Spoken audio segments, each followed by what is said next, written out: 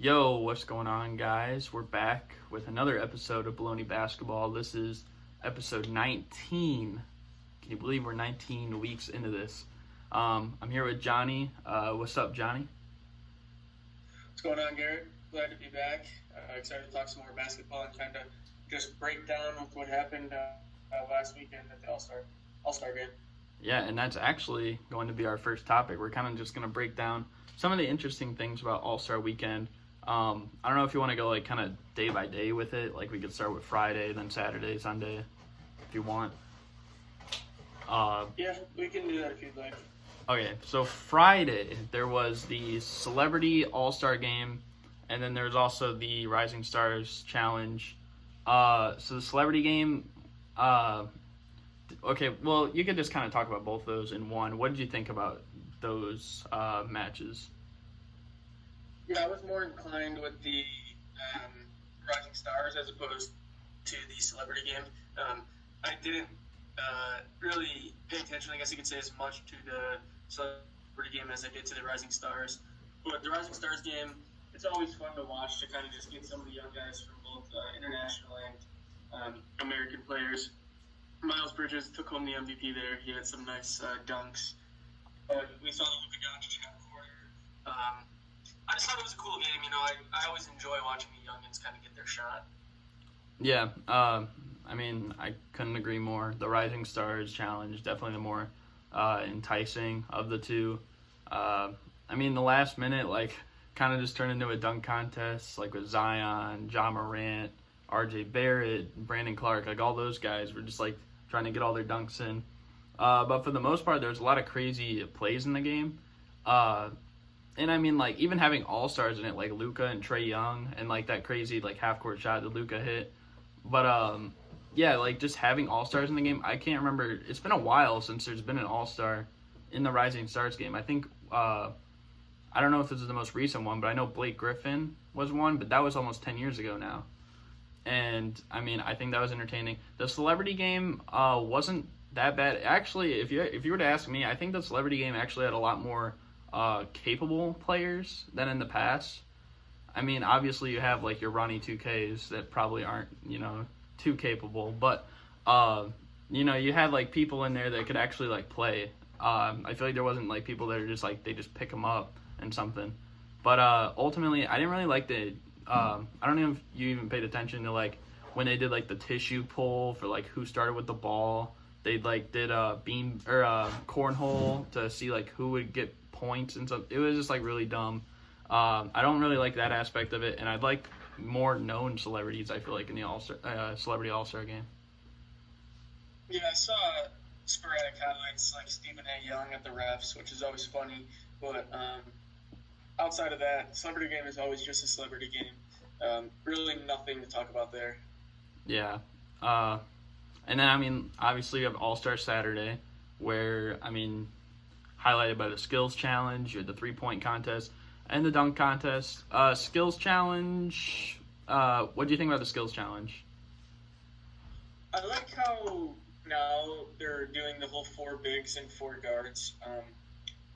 And all the bigs won the first round, which is pretty interesting. I've always been a fan of it. I just think that they need to add a little bit more to it. I feel like they used to have a little bit more like where you needed a second pass, where you needed the chest pass and then the bounce pass. I think bringing back the bounce pass would be something cool. But, I mean, Bam deserved it. It was surprising that he hit his threes, honestly, was the most surprising thing. Yeah, you basically took the words out of my mouth. I was, like, the 2 points I was going to bring up was the fact that, big men are actually, like, progressing, like, moving on in the first round. It's been going on for, like, 4 or 5 years now, ever since they, like, made this change. And, I mean, it makes sense. Like, skills, like, you're telling me, like, big men don't have skills. Like, before it was just, like, limited to guys like Steve Nash, Dwayne Wade, Derrick Rose, LeBron, like, all these guys. And you're telling me big men like Adebayo, Porzingis, and Towns can't be in it. But the other thing is, yeah, they do need to make it a lot.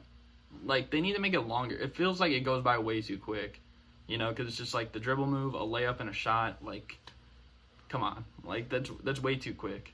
And especially if someone has a situation kind of like Chris Middleton did, where he loses the ball, like who knows? Like, if it was like, well, I'm not gonna say me, but like a non-NBA player that was a really good shooter and a solid ball handler, like he could even win in that. So I think they need to fix it in that regard. Yeah, there's just no room for error when you have that one pass, because if it takes you 3 or 4 times and it takes the other person 1 time, like it's already over. Yeah, I definitely agree. 3-point contest. Do you have any thoughts about that? I think that may have been, well, we're going to get into the controversy with the dunk contest, but 3-point contest is always one of my favorites because there's no controversy involved. Everybody there is just a pure shooter. You could tell who was kind of nervous getting up there. Somebody misses 4 of their first 5 and whatnot. But it was nerve-wracking until the end. Buddy Hield pulled through. Thought Devin Booker was going to win it, but took 4 out of 5 from the money ball rack for Buddy Hield to take it home. Yeah, it was definitely really interesting. Came down literally to the last shot, but I thought Devin Booker had it as well. I think he was irritated because, not only did he replace Lillard for the All-Star game, but he replaced him for the 3-point contest. So, they didn't even have him in there, and he won it, literally 2 years ago. So, he's probably, ticked about that as well. And he came out kind of with, a chip on his shoulder trying to prove everyone wrong. I thought it was interesting, Davis Bertans, when he went up, his money ball, I don't even think he missed a money ball at his spot where he had, all of them at. And I'm like, this dude knows his hot spot. I literally, put that out on Twitter. I'm like, this dude literally, he was looking at the analytics, where's his best zone? I just thought that was kind of funny. Yeah, he was, I do remember exactly I think it was the right wing. Yeah. He was just hitting everything he took from there. I kind of like the idea of that Mountain Dew ball, the deep ball, just because now you see more players shooting from deeper in the games, and you get a little incentive to save some time and get some more points there. Yeah, I would have liked to see Damian Lillard, if he were healthy, actually shoot from there, because I feel like that's one thing. Trae Young does shoot from there as well. Steph Curry does as well, but he's hurt. But I think Damian Lillard would have done really good with that. And now we move on to the dunk contest. Very controversial. I'm gonna let you start. What did you think? Your guy won too, so. Yeah, I picked the winner, but I'm not so sure he should have been the winner. Pretty clear. Dwight's first dunk was underrated. I'll say that. If you watch the replay, you kind of see as a 34-year-old center the hops he has to just float in the air. But it was kind of clear that he was going to get 4th place. Connaughton, I liked his whole idea of bringing the white man can't jump out. Had a couple nice dunks. Now we get to the real controversy between Aaron Gordon and Derrick Jones Jr. After it, Aaron Gordon kind of said that my first 4 dunks were all 50s. How did I not win it? And I see where he's coming from. What they do is they reset the scores after they take 2 finalists. If you watch every single one of Derrick Jones Jr.'s dunk, it's basically a through the legs, either jumping over somebody or off the backboard. Whereas Aaron Gordon had some variety. Aaron Gordon's dunk, 360 off the side of the backboard, may have been the best dunk all night. So I kind of see why he's mad. He was robbed. But if the judges do it so that it's a tie, then they have to break the tie one way or another. So there was going to be controversy one way or another. That's kind of where I am. Yeah, what you said kind of about Dwight, though no one really expected Dwight to win, but I think his first dunk was kind of underrated. When you look at it in slow-mo, it does look pretty impressive. I thought Pat Connaughton's first dunk was kind of underrated because, he literally jumped over the guy. He got it first try. A lot of people don't remember that Dwight Howard missed his first attempt. Aaron Gordon missed his first attempt. Derrick Jones Jr. missed his first attempt, all in the first round. And lately, that's how they've been kind of judging it. It's if you get it first try, you got it. Pat Connaughton actually did. And I think that's something that needs to be noted. But between Derrick Jones Jr., Aaron Gordon, I think Aaron Gordon had way more variety. Derrick Jones Jr. did a lot of between-the-legs dunks. Yes, he was jumping over people as well, which, it's not that's an easy task or anything like that. Obviously, that's insane. But just the way that Aaron Gordon kind of glided through the air, he always made it look like so different. And if we're comparing though, like the last dunk, like Derrick Jones Jr., I think he was upset because he knew he was going to get docked points because he didn't really jump from the free throw line. He kind of was like a step in, and he did a windmill, which a windmill's not easy by any regard, obviously. But, I mean, a windmill, that's a lot easier to do probably than a between the legs, per se. Especially like when you're kind of going for like distance. And Aaron Gordon dunking over the tallest guy in the league right now, like, I don't know how that's not a better dunk. I know he did kind of graze his head, but I don't know how that's not a better dunk than the last Derrick Jones Jr. one. Yeah, and I always have this issue in that we shouldn't necessarily just be comparing dunks because a 50 is a 50. But once you get down to two guys and you kind of get down to this whole tie type thing, that's what we have to do. And to me, I think jumping over Taco Fall was more impressive. If Derrick Jones Jr. hit that windmill while jumping from the free throw line without a step in front, then I'd be okay with that. Yeah. I will say two things, though. First of all is I think, and I mean, the second Dwight Howard dunk, the Superman dunk, it, like, the dunk in itself wasn't really that great, but, like, obviously the tribute was, like, insane, monumental. But I don't know if it, like, was enough for a 49. And I feel like when he got a 49 on that, it kind of ruined Aaron Gordon and Derrick Jones Jr. scores. Because it's like, if Dwight got a 49 on this dunk, then it's like, well, these have to be 50s, you know? And it took, like, so many dunks for them to, like, go on, and then they're like, nah, like, this one's a 48. Jumping over Taco, that's a 47. But I think the thing that they need to do going forward, or at least an idea they could do, is possibly, because a lot of people aren't doing their best dunks in the first round, so there's more of a higher chance that someone's going to not get a 50.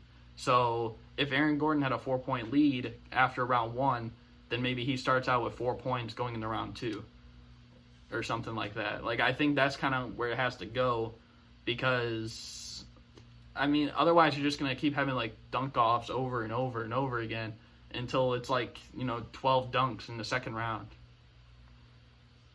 Yeah, I think,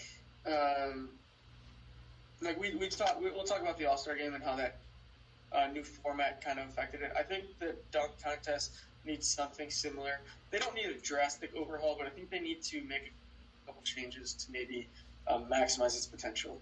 Yeah. And, I mean, like you said, the All-Star game on Sunday, what do you think about the whole new format? So when I first saw it, I wasn't necessarily – I didn't think it was going to be great. But it turned out to prove me wrong. I think that whole thing about just being able to have a set score in mind, and then players knowing there's no clock so they don't have to worry about rushing anything. I mean, when's the last time that we've seen players take charges in an All-Star game? Kyle Lowry took 2 charges. As good as it was, the one knock I have on it is that I think they should change it so you can't win on a free throw. But outside of that, I thought it was amazing. See, personally, I know a lot of people are getting upset with that. I don't really have an issue with the free throw thing, because I don't know. It just, like, doesn't really bug me. I don't really have a set reason for it. But I liked the new format for the sake of the fourth quarter.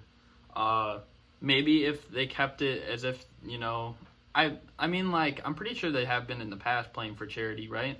Ever since they switched it to, like, team captain rules. Yeah. Yeah, so, I mean, obviously, like, if they do a quarter-by-quarter charity every year, that could have a good chance to make the other quarters competitive. I just don't really know. Because if a quarter's, like, not even close, like the first and second quarter were, then they're not going to be competitive. But the third quarter, like, was. And, in the last, like, minute and a half, like, it's starting to tighten up. And then the fourth quarter, obviously, was really intense. But, yeah, I don't really mind it. I think when I saw it, like, play out, and it was mentioned, I think, on ESPN, a lot of credit needs to go to the Big Three league, with, like, Ice Cube. Because, I mean, he kind of, like, started a league where it's like, okay, we'll go to 25 points for halftime, and then we'll go to 50 for the game. and like every game, like, you know, something's like a game winner, or like something's like a buzzer beater for halftime or something like that. And I think that was kind of like inspiring, the idea of it too. Might have inspired Chris Paul to tell Adam Silver about the idea. Yeah, I like the whole idea that you're not necessarily playing for time, but you're not just playing for targets. Yeah, I agree.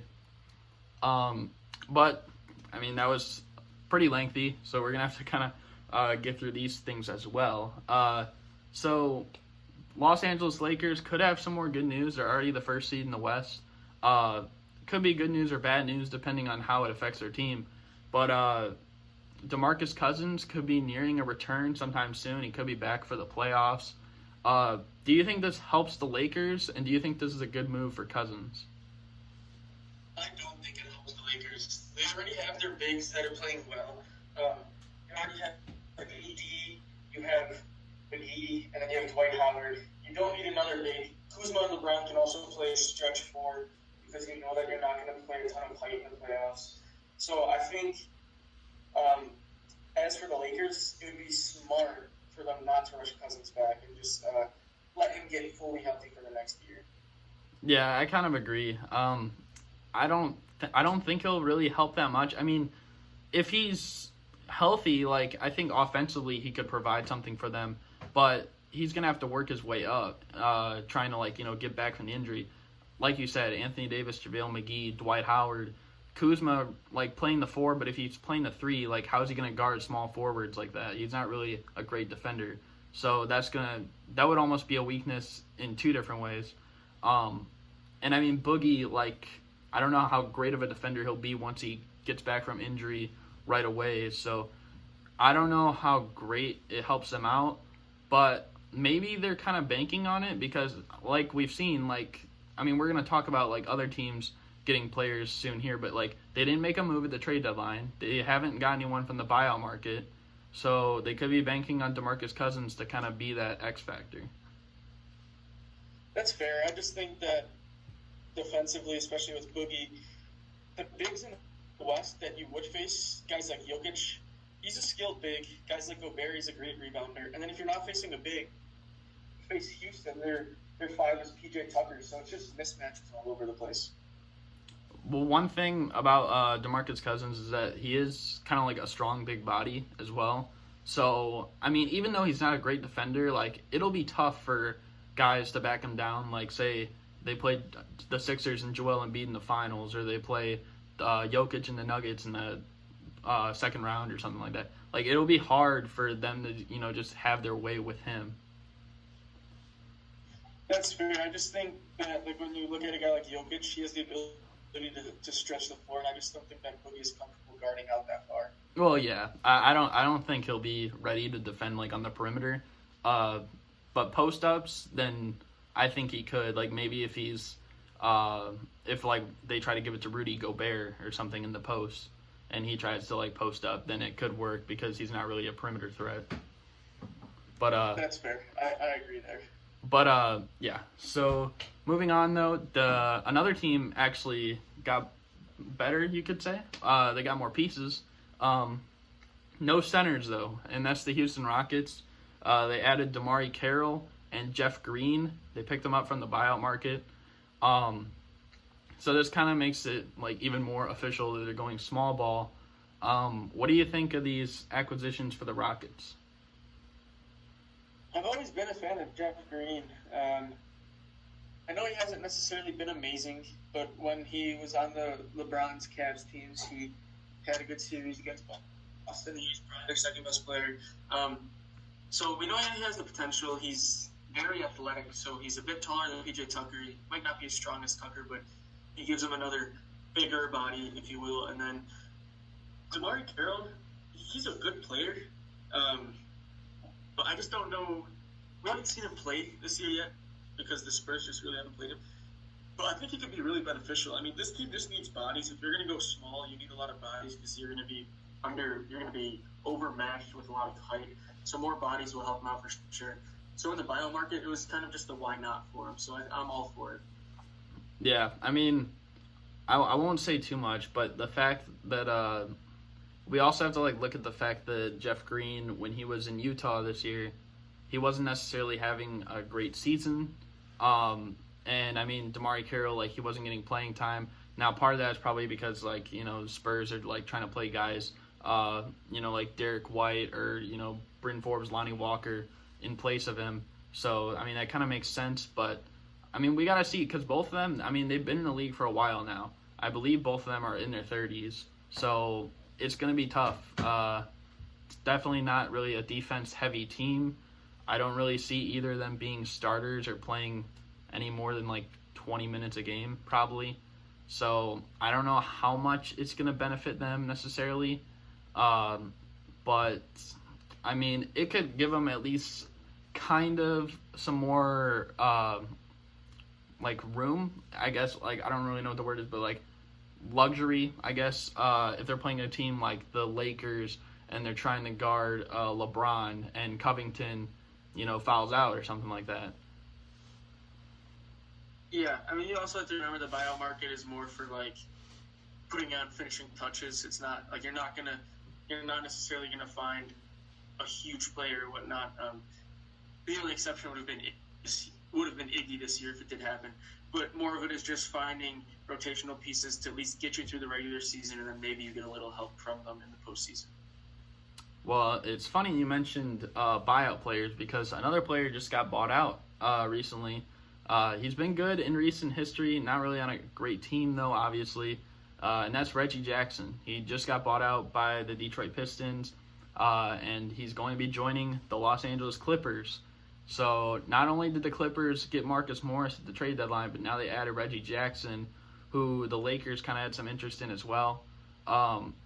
Two things. One, how much better does this make the Clippers, as if they're already, like, you know, they're already, like, good enough as is? And two, do you think they're just trolling the Lakers at this point? To answer both questions, I don't think they're, like, that much better. It's more of a regular season move, in my opinion, because if you look at their postseason, if you look at who they're going to play in the postseason, it's Pat Bev, it's Lou Will, it's Shamet. Like, they have the bodies, so Reggie Jackson to me is nothing more than another guy to get them through the regular season.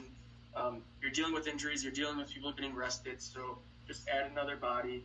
And I don't think it's a troll of the Lakers. I know the Lakers were looking for a point guard, they were looking for Darren Collison, but I mean, you can't, like, say no to a guy like Reggie Jackson just because you get him in the buyout market. He's costing you, like, nothing. So there's no reason to not go for it. It might seem like a troll to the Lakers, but it's just the Clippers making a smart move, in my opinion. Yeah, about the troll idea, I don't know if this is necessarily a troll. Like, now, if they would have got Darren Collison, and, like, those rumors were kind of swirling for a long time of him going to the Lakers, then, yeah, that probably would have been a troll. But, I mean, getting Reggie Jackson, it wasn't too much. It was just like the Lakers were interested in him. That's kind of like all it was. Nothing really like meeting with him and stuff and talking with him for days.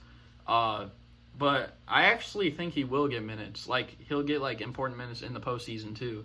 Because, I mean, if you think about it, like Pat Beverly, like, people say he's a really good defender, but he's also a really risky defender. So there's going to be a lot of times where he ends up maybe fouling out early.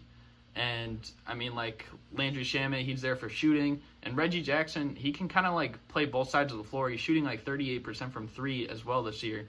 I think, I mean, yes, it is limited games, but I think that's a pretty good addition for them. And, yeah, he definitely has the capabilities to go off in the playoffs off the bench. I mean, we saw it before with the Thunder. I remember there was like a game against the Grizzlies where like Durant and Westbrook both were like underperforming, and then Reggie Jackson came to the rescue and basically saved their season. Yeah, I just imagine that if something does happen to Pat Bev, foul trouble or whatnot, I just see them going bigger. Because Kawhi can handle the ball, PG can handle the ball, Lou Will can handle the ball, so can Shamet. So you go those four, and then you could throw in a guy like Morris, you could throw in a guy like Harrell. So they have so many options that I guess all we're doing is picking an option out of the hat and just thinking whether or not it happens. So it's going to be interesting to see what they end up doing. Well, I think it kind of depends as well, because I think they're going to try and like play it off what the other teams are doing. Because, I mean, if you look at a team like the Lakers, like they're most likely going to have Avery Bradley out there. or KCP out there who are both like 6'4", 6'5", or the Utah Jazz, they're gonna have like Mike Conley and Donovan Mitchell out there. They're both around like 6'1", 6'2". So I mean, I think there will be definitely times where he'll get decent playing time in the playoffs. And the other thing that's interesting is like I don't know the exact numbers off the top of my head, but I believe it was nearly a 20% difference. When he was with Detroit, their win percentage was like 20% higher with him than without him. And I think that's pretty key because, I mean, it's not like Detroit was really a superb, like, talent team. Like, when they made the playoffs, they basically had Andre Drummond and Tobias Harris before he even came what he was today. So, I don't know. I think it's a pretty good addition. I think he'll be pretty important. I personally think he'll be more important to the Clippers than he would have been with the Lakers, because I feel like LeBron would have the ball in his hands a lot in the playoffs. I mean, I see where you're coming from, and like I said, it's not a bad addition. It's at least something good in the regular season, and then if he finds his way into the postseason, good for him. But I just don't necessarily see him as having a huge role in the postseason. Yeah. So the next news, and this is about a team we don't really cover too much, but we're covering them right now. John Beilein, the Cavs coach, is reportedly stepping down and is going to be replaced by JB Bickerstaff. What do you make of the Cavs right now? Like, they're kind of just like a mess, it seems like, but what do you think? They are a mess. There are some rumors out that Beilein's son did get fired from his position. He was a college coach of a non-Power 5 school, so they're saying that might be part of it. There was the whole thing about him calling players thugs. First year of a 5-year deal. They weren't playing very well. I thought it was a questionable hire at the beginning of it. So this thing was never really going to go well, in my opinion. So I guess it's good that both of them kind of just, I guess you can call it mutual agreement, just to get out of it now and hope that they can figure it out from here. Yeah, I mean, not really too much to say. Like, the Cavs, they're not a good team as it is.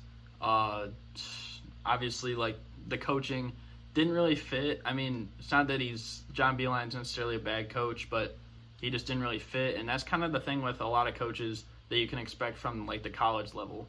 I mean, like, we saw that with Fred Hoiberg, literally with the Chicago Bulls. Like, it was kind of, like, a little bit sketchy. But, I mean, even, like, sometimes, like, their schemes don't really work. I think it was Rick Pitino coaching, like, the Celtics, like, back in, like, the late 90s. And, like, he wanted, like, his teams to full-court press in the NBA. And I'm, like, thinking to myself, like, you're going to tire your guys out so much. You know, like, people talk about, like, load managing today and, like, playing all 82 games and you're going to be worn out. Like, just imagine, like, a full-court press every single game. But, I mean, obviously he's not really doing that. But it just didn't really fit, and, I mean, the record shows it. I mean, they're at the bottom of the East. Yeah, it's never smooth sailing to go from college to the NBA. And so this was kind of just a perfect demonstration of that. Yeah. And another bit of news is we have a retirement, actually. Kind of never was really an all-star, but he was always a pretty solid player on some solid teams, especially, you know, made the finals with the Magic, Phoenix Suns. He was really solid, playing alongside, like, Steve Nash. And also with the Washington Wizards with John Wall and Bradley Beal. Those were kind of his main teams. But Marcin Gortat has retired. He was in the league for quite a bit. But what do you think of this retirement? What do you think of his career? Yeah, you mentioned a couple spots I was going to mention. Going to remember him most, first of all, as the Polish Hammer.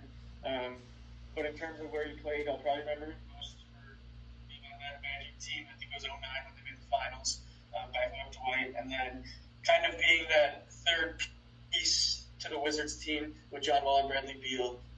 Overall, solid player, solid guy. Found a spot in the league and was able to maximize his potential. Kind of always had a spot in the league. He never really had to worry about not having one. So you kind of have to just appreciate guys that can kind of find their niche in the NBA and stay there. Yeah, I mean, like, he was kind of a defensive anchor, especially with the Wizards. Like, kind of when they went into playoffs, like, in 2017, 2014 as well. Those are kind of main years. But also, like, with the Phoenix Suns, like, he was really good. Like, I believe one year he averaged, like, 16 and, like, 10.5 or something. Like, those are really good numbers. Like, those are numbers that reflect, like, Bam Adebayo, who was just an all-star. Now, obviously, like, not the same assist numbers, but I think, like, just looking at that, and he was a double-double guy for quite some time.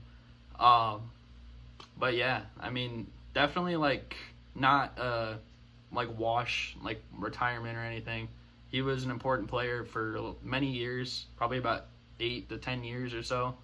But, yeah, I mean, he is retired. He's living the retired life, and congrats to him on a good career. Nothing more to add there. I think that was a good way to round it out. Yeah. And now, obviously, you guys know we have the daily picks. So we're going to start off with Friday and a game between the Spurs and the Utah Jazz. Who do you have winning that one? I'm going to go with Utah. Yeah, I also got the Jazz winning that. Saturday, we got the Rockets and yet again the Jazz. Who's winning that? Not the Jazz again. I'm going to go with Houston. I'm going with the Jazz again. It's in Utah. I think they'll win. Sunday, we got the Wizards and the Bulls. Right now, they're kind of close for the 9-10 seed. Who's winning that? I'm going to go with the Bulls. I'm going to risk it and go with the Bulls, too. Monday, we got the Knicks and the Rockets. Who's taking that one? I'm going to go with Houston. Yep, I got the Rockets, too. Tuesday, we got the Pelicans and the Lakers. This should be a good game. Who's winning that one? I'm going to go with the underdogs, and I'm going to go with the young former Lakers taking out the new Lakers in LA. I was going to pick them as well. I think like Lonzo, Ingram, Josh Hart, I think they'll kind of have something to say to the Lakers, and also Zion there too. Should be interesting. But Wednesday, we got the Grizzlies and the Rockets. Who's winning that one? I'm going to go with the Rockets. I also got the Rockets winning that. And then Thursday, we got Portland playing the Indiana Pacers. Who is taking the W? I'm going to go with Portland. I also got Portland winning that. I don't think we I think we disagreed on only like one, right? Just like the Saturday one with the Rockets Jazz, I believe. I believe so.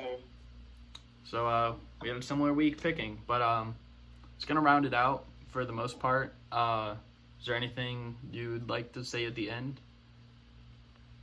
I just want to kind of just thank all of our listeners or supporters for continuing to support the podcast. I couldn't do it without you guys, and I hope you guys enjoyed it.